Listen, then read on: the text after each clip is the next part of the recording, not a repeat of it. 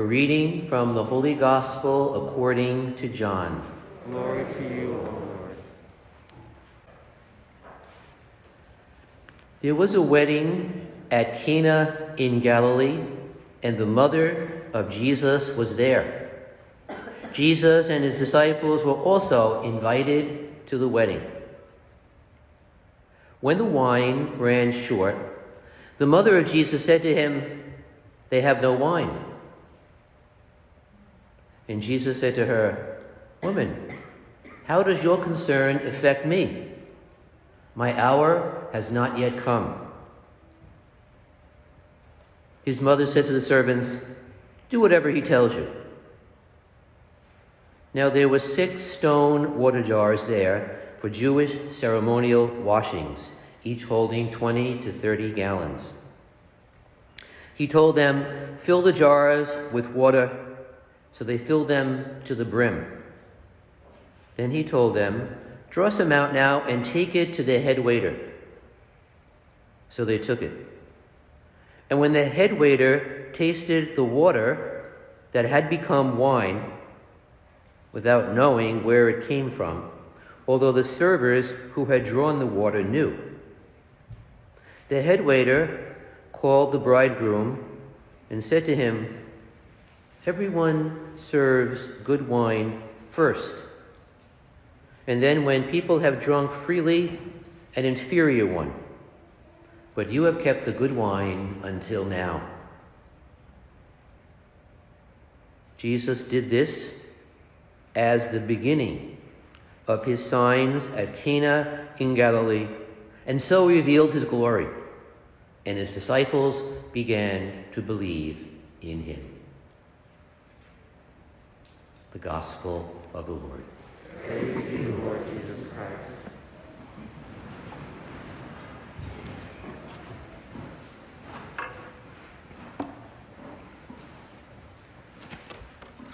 The other day I was walking past the green St. Vincent de Paul box out in the parking lot by the garage, and I found a $10 bill on the ground. I was going to just throw it into the St. Vincent de Paul box, but then I thought, what would Jesus do? What would Jesus do? So I turned it into wine.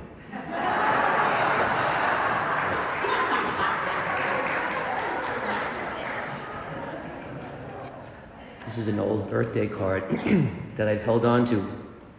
And the front of the card shows a police officer, and he has stopped a clergy person, a priest or a minister, and the police officer says, "Reverend, have you been drinking?"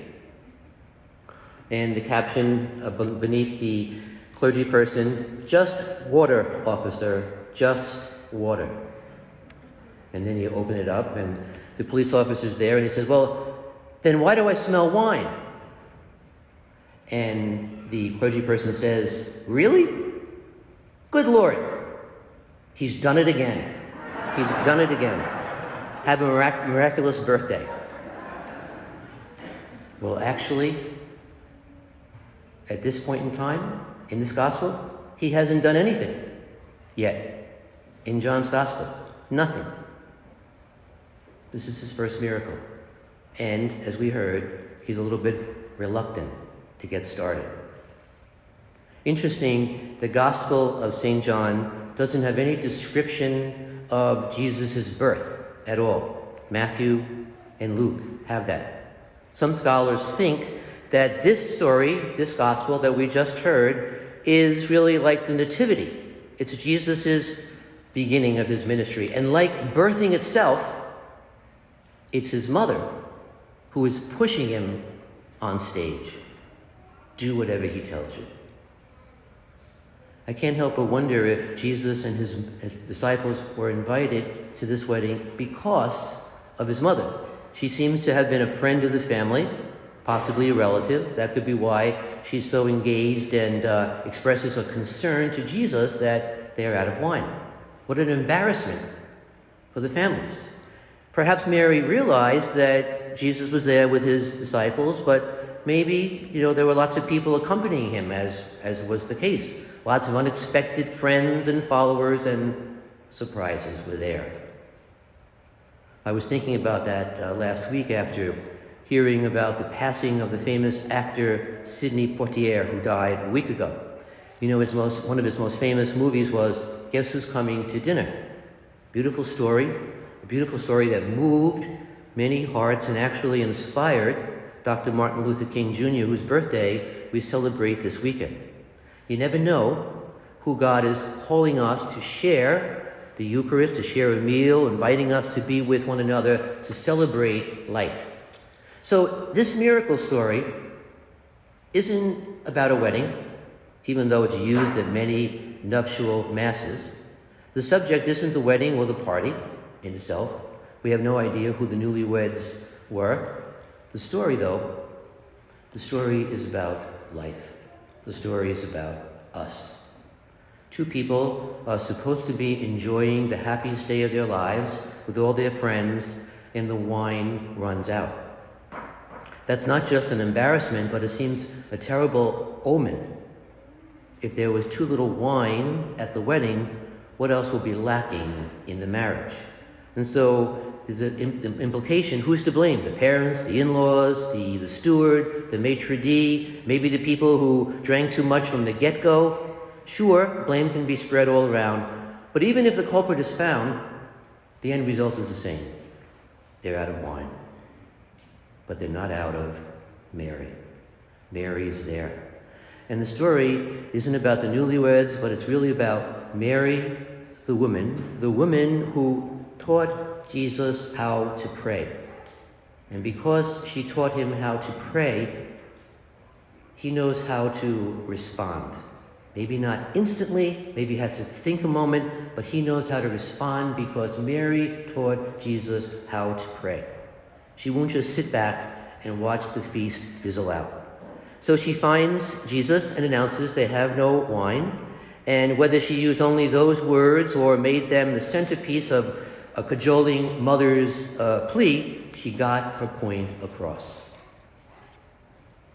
My hour has not yet come, he says, but don't try to use that excuse with most mothers. It doesn't work. She got Jesus' attention. But his reply wasn't enough for Mary at the moment, so representing her people, Mary represents her needy world. She simply told the servants to do what Jesus would tell them to do, knowing that when that happened, all would be well. Things would work out. St. John is framing this incident as a symbolic depiction of God's people who have run out of joy, run out of hope, run out of meaning, and so us, must therefore do something.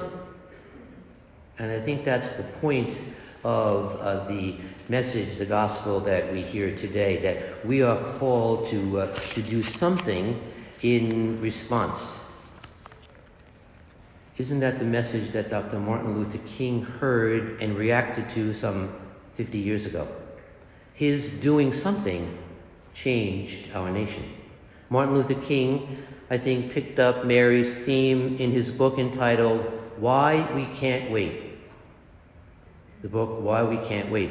He wrote, time itself is neutral. It can be used destructively or constructively. And so like Mary telling the servants to obey Jesus, Dr. Martin Luther King went on to say, human progress never rolls in on the wheels of inevitability. No, it comes through the tireless efforts of people willing to be co-workers with God. People who are willing to be co-workers with God. So theologically, at least for St. John, Jesus waited for the hour when Mary would give birth to his ministry. I think that means that God sends Mary and Jesus and the apostles and 2,000 years worth of disciples, Dr. King, and each of us to do something to change circumstances positively. So stirred by the urgent prayer and the demand of Mary, do something, I think this gospel today invites us to be moved to do something more, something new, something creative, something different, something beautiful for our world in whatever way we can do it. How do we do that? Well, St. Paul tells us in the second reading, there are different gifts and services, but each person has a manifestation of the Spirit for some benefit, for some good for others. Every person, every one of us can do something, large or small, to change some negative circumstances in our family, in our community, in our church, in our country, in our lives. We have that opportunity, we have that ability, we have that responsibility. When we look at the conditions of the world, we can feel kind of powerless. But the message today is just do something. Something good for the little corner of the world closest to us, be it the classroom or the boardroom or the reception room or any other room, any other space, any environment we find ourselves in. Do something. Even Jesus tried to think of an excuse momentarily. And sometimes that might be the way we sometimes react. It's not my time. It's not my job. It's not my business to do this. My time hasn't come. The opposite is also true. Sometimes we can say, well, I've had my time and I'm just about finished. I've done everything I want to do. There's nothing more to do. I was with a priest friend of mine this past week from St. Agnes Cathedral. We lived together in the rectory for 20 years there. He's 92. He had a stroke about 6 weeks ago. He went to Mercy Hospital rehab, and the clinicians there couldn't believe how he responded to the therapy at 92 at a stroke, and they thought they were going to just put him into a nursing home. He was walking, got out of the hospital the other day, went back to the rectory, walking like he hasn't walked in years, because he was so determined to get back, and he's determined to die with his boots on, not any other way, just like Father Zach. So, we all have different ways of, hearing the voice of the Lord and responding, not my time yet, or my time is over. This gospel reminds us there's no excuses. Necessary changes can't wait for the right time. The time is always now to use the gifts we have. We may think they're limited, to use the gifts we have to do what we can. In between the last Mass and this Mass, I was reading a commentary about what St. Augustine says about this particular gospel. And he says that water becomes wine all the time. So we use the example, rainwater falls, it invigorates the vine, that gives way to the rise of the grapes. The grapes are harvested and crushed and fermented. Water becomes wine all the time in an elongated process. So Jesus, in a sense, didn't violate the laws of nature or the process. He just, what did he do? He sped it up. He intensified it. He perfected the process. The point is, bring what we have, bring what you have to Jesus. Fill what you have to the brim. Use whatever gifts we have to the brim. Hand it over to Jesus, and you will find the intoxicating grace you're looking for. We will find the intoxicating wine, what we need to do better. The time is always now to do what we can. So as we enter a new year, Mary of Nazareth, the persistent guest at Cana, urges us to believe the hour has come. We all have different gifts, but we all have the same opportunities and responsibilities to do whatever we can. Unfortunately, we won't hear this gospel again until January 2025. But every day, we have the opportunity to hear again and again that invitation from Mary, do whatever he tells you.